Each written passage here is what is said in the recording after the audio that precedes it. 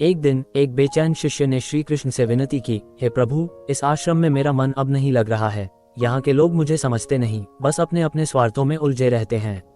कोई राजनीति करता है तो कोई दूसरों की निंदा करता है। मुझे शांति चाहिए प्रभु, मुझे कहीं दूर एकांत में जाने की अनुमति दीजिए।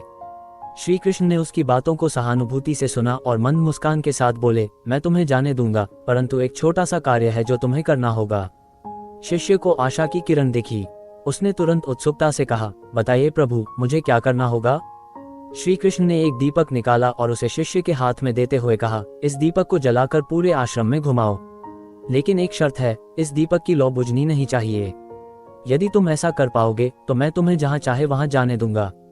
शिष्य ने दीपक को सावधानी से हाथ में लिया और मन में दृढ़ निश्चय किया। उसे अब केवल इस कार्य को पूरा करना था। वह धीरे धीरे आश्रम के हर कोने में गया, एक एक कदम बड़े ध्यान से रखा ताकि दीपक की लौ को कोई हवा न लगे। उसका पूरा ध्यान बस उसी लौ पर था। उसका दिल हर पल धड़क रहा था कि कहीं लौ बुझ न जाए। उसे न तो कोई व्यक्ति दिखा, न ही किसी की कोई बात सुनाई दी। कुछ समय बाद दीपक की लौ को सुरक्षित रखते हुए वह श्री कृष्ण के पास लौट आया और गर्व से बोला, प्रभु, मैंने आपकी शर्त पूरी कर ली। लौ को बिना बुझाए पूरे आश्रम का चक्कर लगाया। अब मुझे शांति की खोज के लिए जाने दीजिए। श्री कृष्ण ने उससे पूछा, जब तुम दीपक को लेकर घूम रहे थे तब क्या तुमने किसी को नकारात्मक बातें करते सुना? क्या तुमने किसी को निंदा करते या राजनीति में उलझते देखा? शिष्य ने उत्तर दिया, प्रभु, मेरा पूरा ध्यान दीपक की लौ पर था। मैंने किसी अन्य बात पर ध्यान नहीं दिया।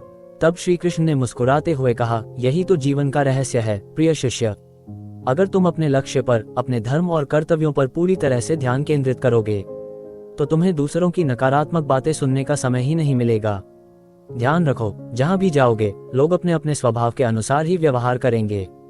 संसार का स्वभाव ऐसा ही है, परंतु यदि तुम अपने लक्ष्य और अपने आत्मिक विकास पर ध्यान केंद्रित करोगे तो ये सब केवल बाहरी शोर बनकर रह जाएगा जो तुम्हें प्रभावित नहीं करेगा। श्री कृष्ण ने आगे कहा, याद रखो, जब मनुष्य दूसरों की कमियों और गलतियों में उलझता है तब उसका मन अशांत हो जाता है, परंतु जब वह अपने स्वयं के विकास पर ध्यान देता है तो संसार की कोई भी नकारात्मकता उसे विचलित नहीं कर सकती।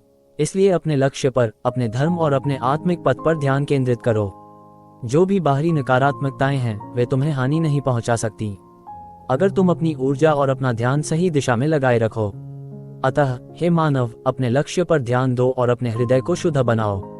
बाहरी संसार के दोषों पर नहीं, बल्कि अपनी आत्मा के विकास पर ध्यान दो।